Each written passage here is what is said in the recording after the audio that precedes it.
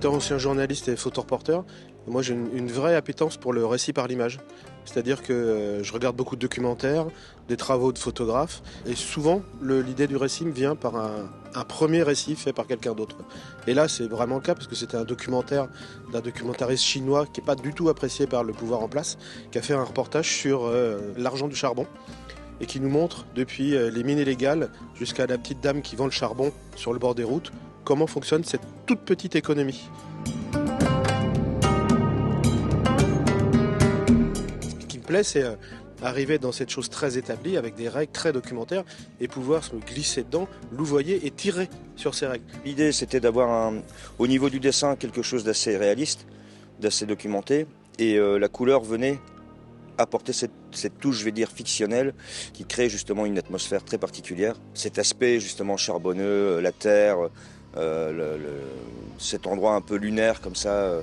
Aussi, je voulais essayer d'avoir beaucoup de profondeur de champ pour justement montrer cet univers vaste où ils sont un peu paumés et seuls, ça les isolait encore un peu plus, et insister beaucoup sur l'aspect contemplatif, ce rythme de camion qui va lentement. Il y a une sorte de second récit dedans. C'est tout ce qui n'est pas dit, les personnages qu'on croise, les personnages qui passent à l'arrière-plan, les moments où il y a peu de monde. Enfin voilà, tous ces petits moments de vie, ces instants de vie qui peuplent un peu cet univers.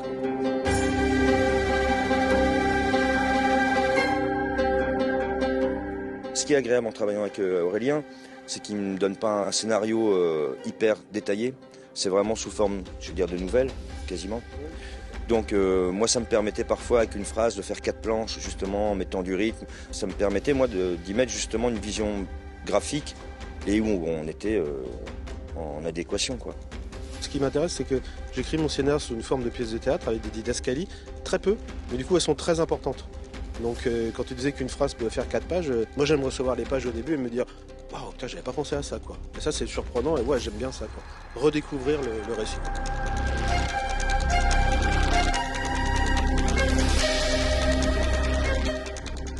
Il y a cette quête, entre guillemets, de retrouver son camion, mais il y a aussi une grande part d'humanité, justement. Ce qui est, à mon sens, assez récurrent dans la série noire. Ça contrebalance l'humanité qu'on espère avoir pu mettre dans les personnages, quoi. On s'est dit, mais comment on se retrouve dans cette sélection SNCF alors que nous, on parle d'un camion du début jusqu'à la fin, quoi.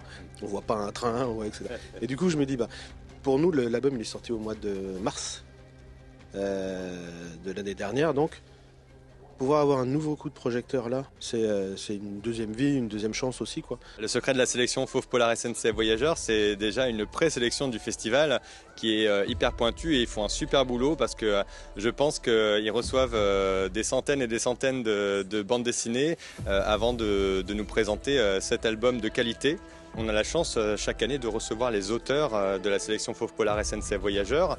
Donc voilà, on organise des rencontres avec le public pour parler de leurs œuvres, pour parler de leur parcours, pour que le public puisse les rencontrer, leur poser des questions. C'est super quoi, c'est quand même la reconnaissance aussi du métier à travers cette sélection.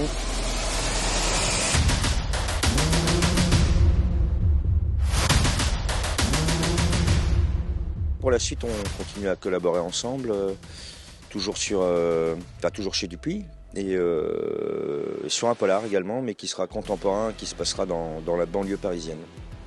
Alors sans rien déflorer, c'est l'histoire d'une jeune fille qui disparaît dans un quartier, et c'est une jeune fille qui était très, très liée à son voisin, qui est un vieux monsieur, qui a une petite particularité, il a un diabète très très fort, et il vient de se faire couper un doigt de pied parce que disons que le diabète l'emmène vers la mort en très peu de temps, quoi. Et ils ont noué tous les deux une véritable amitié. Et quand elle disparaît, il remue ciel et terre dans son quartier et même dans les quartiers à côté pour la retrouver. Et ils cherchent beaucoup, beaucoup trop fort et beaucoup trop loin.